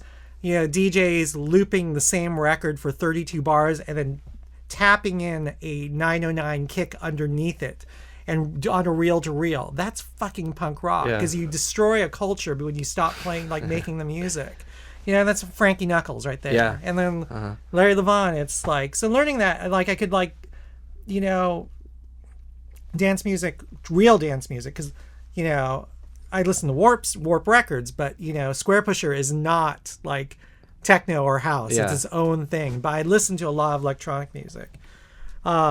Which is so crazy. I worked at this club, and it was like they played like EDM, and it was like the guy that owned the club, nice guy, and he's a millionaire or whatever, and he would just, so he like moved to New York to go to DJ school, and I was like, dude, that's the wrong thing to do, and like, and it was a gay club, and I think the only reason I got a job there was because he found out that I have a Wikipedia. He thought that was so cool, and I didn't know why. And then they knew I was on Jerry Springer, and so they're like, "Oh my god!" And so they kept me working there because they don't hire straight people. And you know, I don't really necessarily identify as like straight or like I'm not like the straight dude, but like I fit in there. But like anyhow, like the musical side of things, I was like, dude, everything that guy does is shit because it's by the books, and he wants to be just like this and just like, you know, Tiesto or whatever, and like that's fine, but like but when you're trying to be like Tiesto, like you're gonna just be like a second-rate version of Tiesto. Like, what about like just being fucking weird and like doing shit on your own and figuring it out on your own, or referencing the roots? He ran a club. He was the owner, and so he would book himself as the DJ. Like above like real DJs, like, you know, like they'd fly in like whoever, like I don't know who's a bit popular dance house DJ, but then he would be billed on top of them, like, you know. And I'm surprised he doesn't pay I'm surprised he doesn't pay you to ghostwrite tracks for him. Well, I think maybe he might have done that, but he went to this. No, not him, but like I think he might have done that for other people. But he would go to like he moved to New York to go to DJ school, and then he would come back, and it was like I just said his name. We have to edit that out. His name's that was his like thing. But like, so he gets back and he would be DJing. He would stop the music and be like, "Everybody, this is my new remix, or my new he would play my new remix of this Britney song," and you're like, fuck this. And that's not an attractive way to get into electronic music and dance music. And he'd play it twice in a night in a set. Yeah. I mean, culturally, there's things that there's a disconnect from how to do things in a way that shows some sort of like character and integrity and humility. And then there's other ways about just getting the external sort of things and all. And it's weird that's what I thought that culture was about. Yeah. But then you look at like Jeff Mills doing 909 solos. Yeah. Like it's amazing. You know what I mean? Like, and I didn't know that really existed. I'd heard hints of that through like reading like an Autechre interview or something, but the two people that the most influential that brought me into that world that were my guides was Nate Harrington. Did you ever know Nate Harrington? He was a smell kid. He was, when No Age and all those bands were coming up, he was the first person of our scene that was listening to electronic music and like real club music, and got into the history of it. And so like he was just someone that would go to the smell, or he grew up in Mars Volta culture. Okay, you know what I mean? And then, you know, he was friends with No Age, and he worked at Family Books. And he's like, oh yeah, I started listening, and this must have been 2003 or something like that. And he started getting he's maybe in his early 30s now. He was like a young kid, like totally put himself out there. And, you know, he started exploring that world of stuff. And Tyler from LCD and Chick, he's the one that would send me tracks to listen to. It's like, oh yeah, you got to check out this Larry Levan mix from the Paradise Garage, and like the one thing that I did like was acid house stuff. I liked the psychedelic elements of that, and I knew a little bit about that sort of stuff before. And my friend, when I was building my synth collection, let me borrow his TB303 for a long time, and I got a converter. It was so exciting to run, a Logic, making a kick on my modular with the 303. It was so much fun, and then running through distortion pedal. But I liked acid stuff, but I was not hip to. I thought I would hate house music. I would think that techno didn't have any character. This is just my old way of thinking. And ultimately, it's just throwing yourself into it and listening to it more, and just like, when I joined LCD, I took every piece of music that I'd ever downloaded from the internet, whether it was the Stooges or Pussy Galore or, bands that I'd played in, and I threw 30 gigs away of music. I got rid of all my iTunes, like everything. I sell vinyl and all, but like I got rid of everything that I became so familiar with, and I started filling up with like music, the history of like dance music, club music, and Strictly Rhythm, tracks, just all like the origins of those sorts of techno and house culture. And so it was quite it was quite a change and all, but in that whole year, it's like, I was like, oh, here we are having dinner, in Spain with Busy P and the Justice Guys and Soul Wax. Oh, I mean, it was so crazy, and,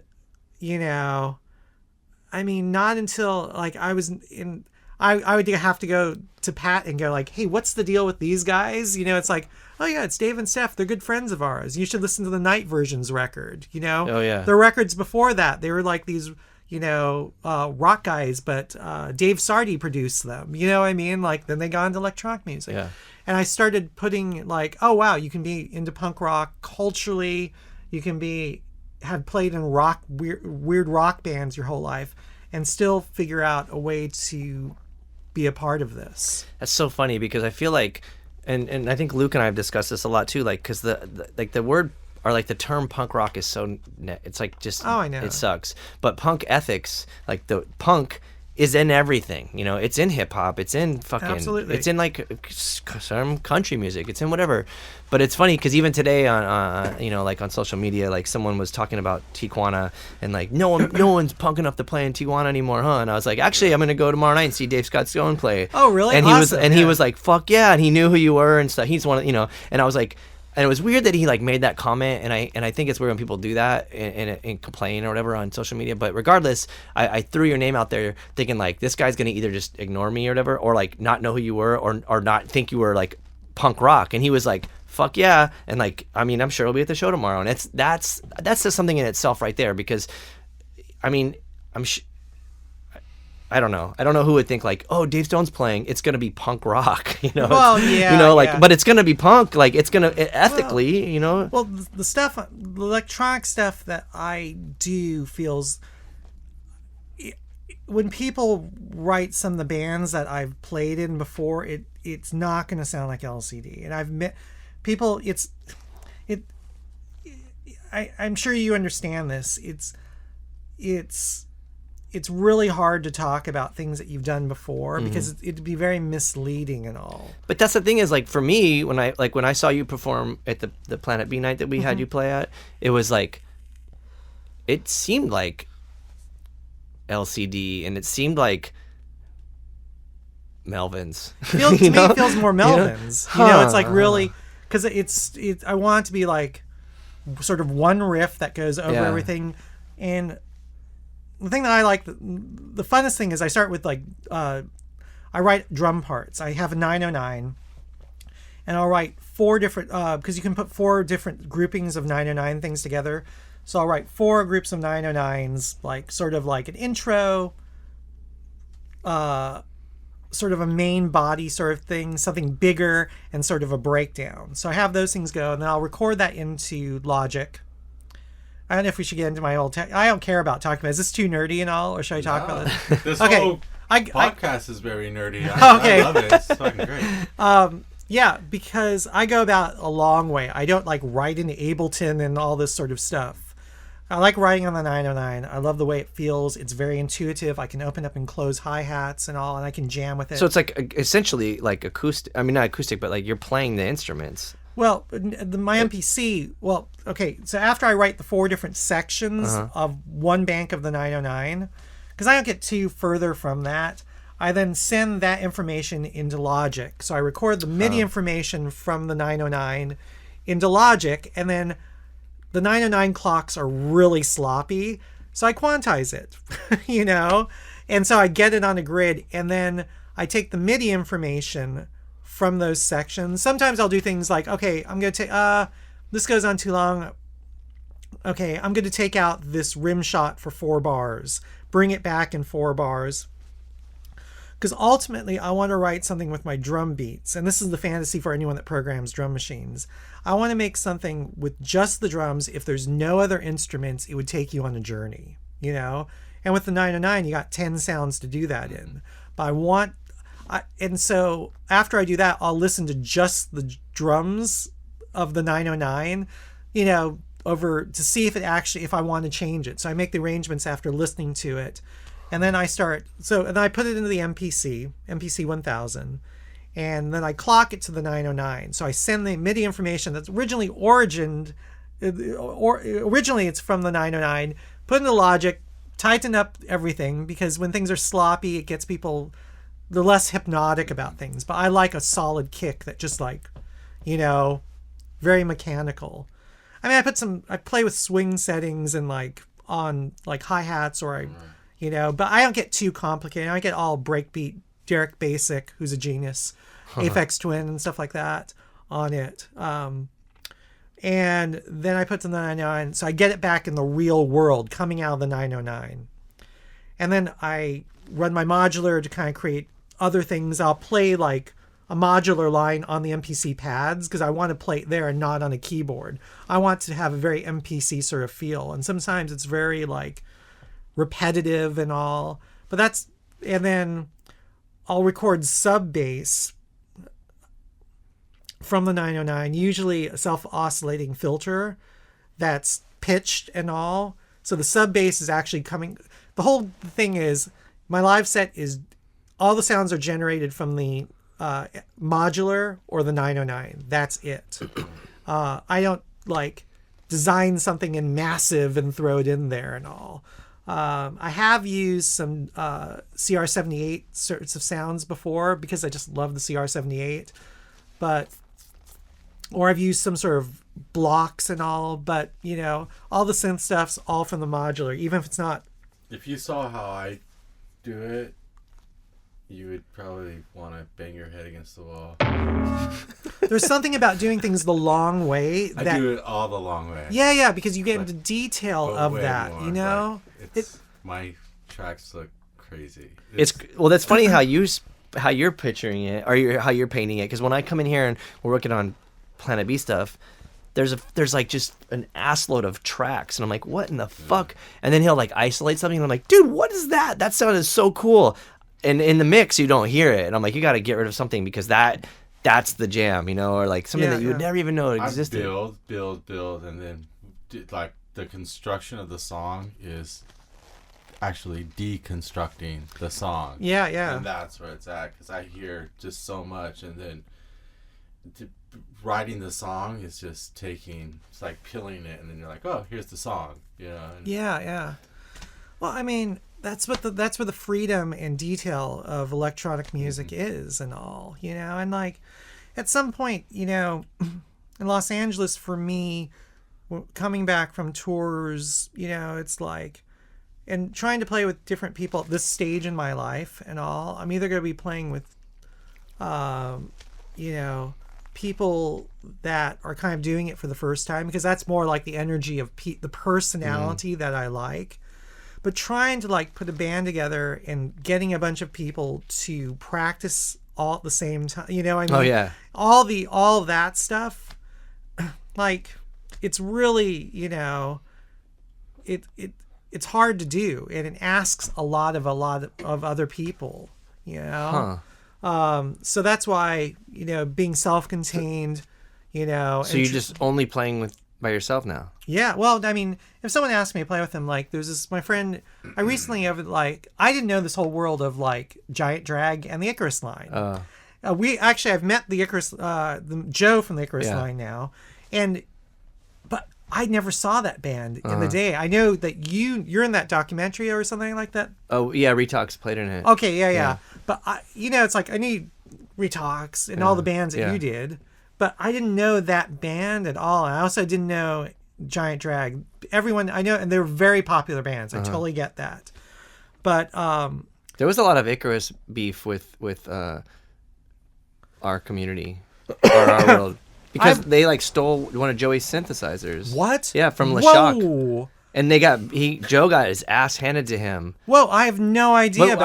But it was someone else in the band. It wasn't Joe, but I don't think it was Joe. But I like Joe, and I mean, I think it was fucked. And the kid got, Todd beat him up. It was some show. I think LeShock played and the Locust played, and I feel like I don't know what it. Anyhow, Icarus Line played, and at the time, LeShock, whoever was playing. I don't know if it was Daryl or Kundo. Someone was playing synth, and they were using Joey's, one of his synthesizers. Probably the Juno 60.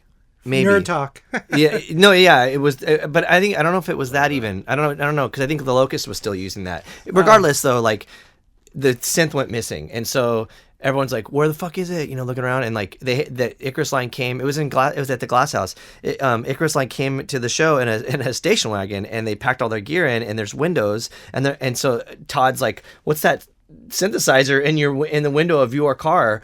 And you don't have a keyboard player, and they just fucking got his ass beat.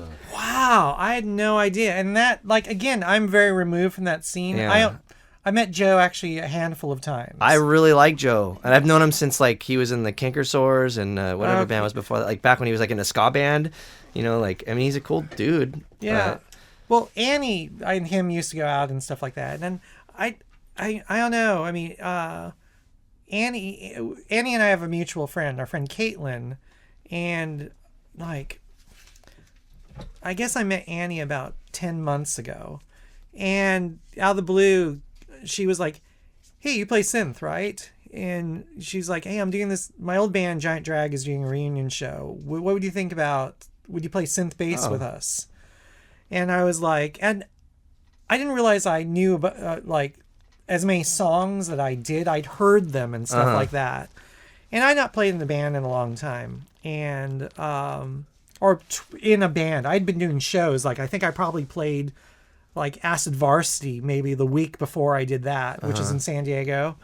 And so I've never played synthesizer, like that sort of piano synthesizer in a band ever before. I had no experience with that. All my synth playing is like modular. Yeah. I mean, there's a few LCD songs where I went over and played like a section on one of their songs because there's so many parts and layers, and we are all multi-instrumentalists. But so Annie asked me to play, and I said, sure, why not? You know, headlining Echo Park Rising one night at the Echoplex. And so we practiced for like 3 days, and that was the whole thing. The person that they were going to do things with bailed or something didn't happen with them, so she needed find someone that day or that week. So we practiced a couple of, I think it was 3 or 4 practices. And it's, you know, again, I didn't feel like I had the confidence. I thought it would be a little bit too ivory tickling, you know, and it really wasn't at all. And I brought my SH-101 and my Moog Taurus. Oh yeah. And it was fun, you know. I mean, she's quite a character, and she's a friend, and she's a little sister to me, you know. And it, you know, it went fine. But, you know, so occasionally, like, when something weird comes up, you know, it would be fun to do something that feels right. I'm not against playing in bands, but until then, I take up what's in front of me. Yeah. You know? Yeah. I was jamming in this project with the bass player Duran Duran over the fall before he got busy with Duran Duran. Wow. And that guy, and with Paul Behan, who you know from down here. Yeah. Who brought us together to work on a soundtrack. What was Paul playing? Paul was playing drums. Oh yeah, I remember that. Okay, yeah. Yeah, he was a Damn, drummer. I and, forgot like, about that. And Paul hooked us up because John needed to record a soundtrack someplace. And I shot a little video of I'm giving a monologue. Yeah, I saw a snippet on your social media, the soundtrack that you did, right? Yeah, and we did a little. Awesome. Well, I got hired just to be the engineer, and then John asked me to contribute some things, and I broke out after 8 years the harsh noise instruments. I was getting my little feedback box, that controlled feedback box, and contact mics, and John. Great dude. I mean, there's people that play brick by brick in front of 10 people that have more of a rock star attitude than that dude. Oh, yeah. What I mean? That dude he's an amazing, amazing human being. Wow.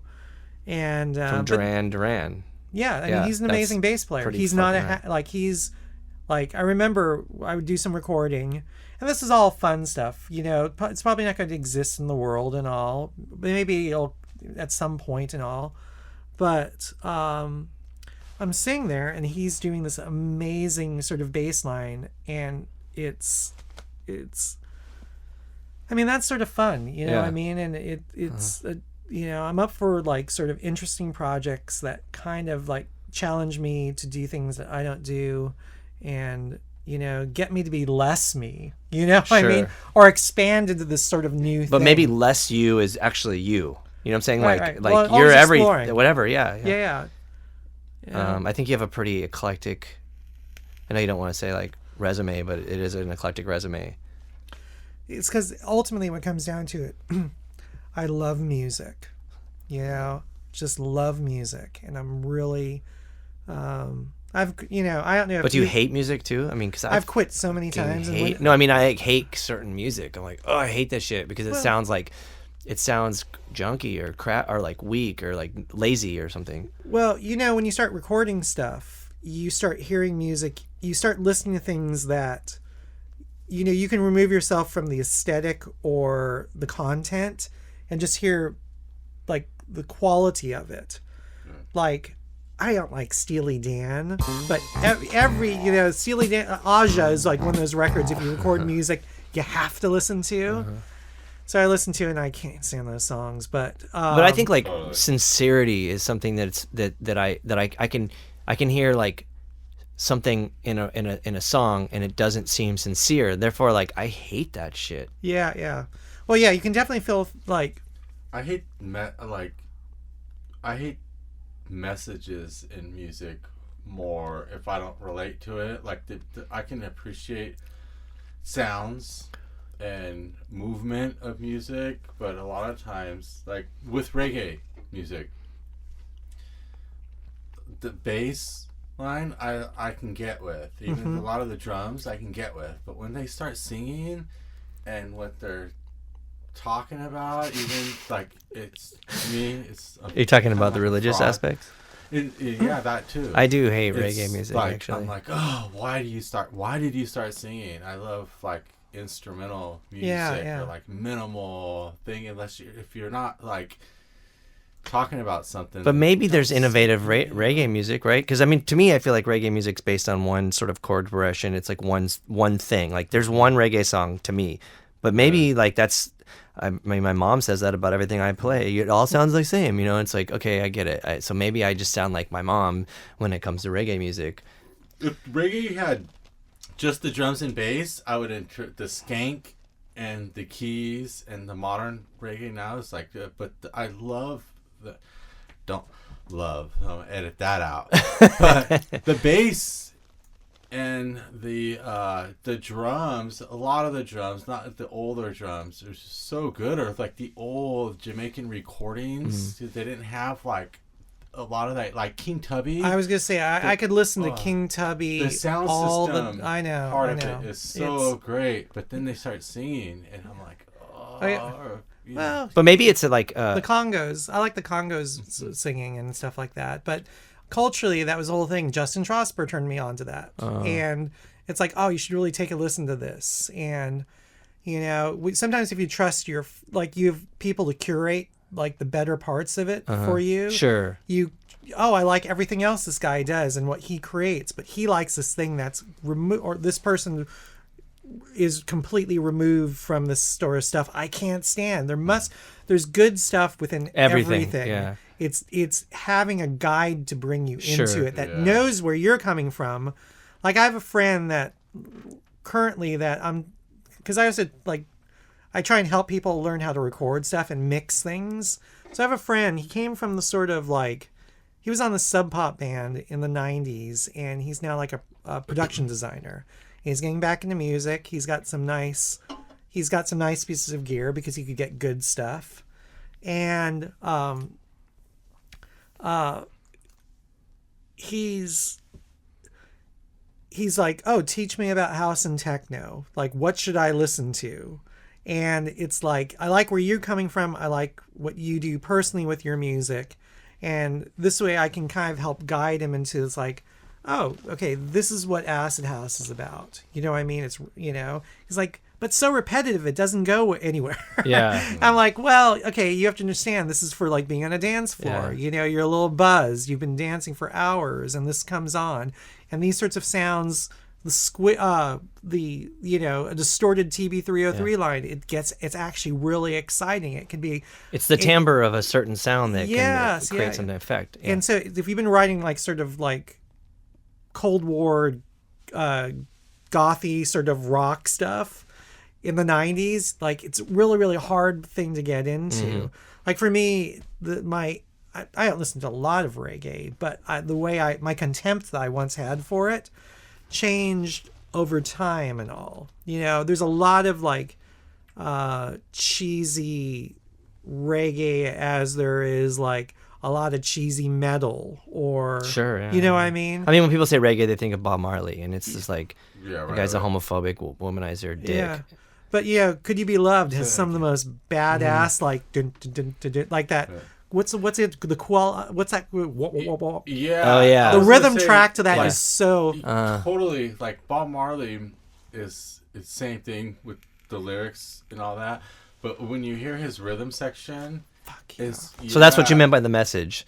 Like, that's the part you hate. Yeah, no, it's like I know. Because you can sing like "No Woman, No Cry" because you're a womanizer and you beat your wife and you have or, like a bunch of illegitimate children. Like this big loving thing, and then a lot of like. So you're but you're curating electronic music to your friend who was on Sub Pop is sort of like I don't know, like someone curating. Who'd you reference before? Like Justin telling you to like go listen to this kind of reggae, sound the same thing. Because they asked the right person. Because if your friend asked the guy that I worked for, like what's good music, he's gonna just go listen to like third-rate Britney remixes. It's really like finding someone that if you don't like something, probably go look into it further. Find someone that you trust that knows about it. Because then if you want to spend your time on the planet doing that, which is all limited, but because then you can get that one little aspect of it and then open it up. The same thing like with me with reggae, I hated every little aspect of it, but like Matt was like listen to if it wasn't for dub and like them making dubs, or like the King Tubby whole aspect of it, like Fisher Space Expander, the reverb. Yep, totally. Nerd talk. But going back to like, because he just referenced his partner who at the studio, Matt, who's like he's into reggae, but like he's a punk, Totally. He's, shit, and even like he was in a hip hop band in like the late 90s that 31G was going to put out, so like like that in itself is pretty weird or whatever, so I think that it's where you're getting your I don't know, whoever's helping you, it's like in the right, pointing you in the direction. You have somebody you trust introduce you to something you hate, maybe. And that's I think there's something kind of beautiful about like you having it's almost a spiritual shift in something. If you can come to like see something good in something that you had contempt for, I think in general the world would be a better place with those sorts of principles, like it's like, how do you have compassion for someone that is completely against Sure. like everything you're about. And like, okay, you have to take some understanding of what their life experience was Yeah. to get into this place, you know? We're not getting into politics. But yeah, it's really, I didn't know that about Bob Marley. What a bummer. It seems so non-Aquarius too. Yeah. I mean, also too, like, I mean, Rastafarians are homophobic, and like that's Yeah, kind of yeah. a bummer. And No, you know, no, Chi-Chi Man, that's like homosexual Chi-Chi Man. Oh, yeah. Yeah. Yeah. They're like, or like if you're a Rasta, you can't, your wife can't sleep in the same bed as you if she's menstruating, and she can't cook your food for you if she's menstruating. oh, it's like fundamentalist sort of stuff. All Yeah. religions Yeah. have that. Yeah. Well, but yeah, I guess so. Well, I'm not. You know, it's like, hey, those people, they have to live with their what they're choosing to do. Yeah, you know? sure. Like, Well, I mean, maybe if you're born into it culturally, it's what happens. it's hard to break out. You Yeah. know, it's like one of my best friends growing up. His family was really involved in the Mormon Church, and his dad actually became a very conservative senator when he graduated. I mean, they're big, you know, and like he's actually made some steps, and he's spoken out against. You know, he's married with like 8 kids, you know, but he doesn't Like like. Bob Marley. He does not like, you know, he's spoken out about it, the Mormon Church not letting gay people maybe practice in there. Well, in the late 70s, black people were the devil still. Yeah, so that's yeah. that's in our lifetime. So it's slowly, we would like to think that slowly generations Get will- their shit together. even if my friend is still a very devout Mormon, you know, he's progressive, you know, but it takes a while for all dinosaurs to die out. Sure. You know? Yeah, totally. And that's why these days, I thought for a long time the dinosaurs were dying out. And, you know, there's been evidently a bunch of little hatchlings, you know? Yeah. I gotta go. It's been great. We're almost on 2 hours on this. This podcast, conversation, it was actually. unnoticeable as far as Okay. being a But podcast. before, if you guys can continue it, No, if it's- not, we can- before we end this, can you introduce yourself? Hi. Hi. My name is David Scott Stone. Been friends with Justin for 20 years. And Luke, I just met you. All right, that was the Dave Scott Stone episode 12 of the Cult and Culture podcast. Thanks for listening in. I hope you all get a chance to check out our previous podcasts. You can hear them on the 31G SoundCloud profile or on iTunes under 31G's podcast. Yeah, I don't know. Check out Dave's catalog of work. It's pretty expansive. And thanks for tuning in. Later. Cult and Culture is a Ruinous Media podcast, proudly sponsored by Earthquaker Devices, Heartwork Coffee, Fender, and Diodario. Planet B.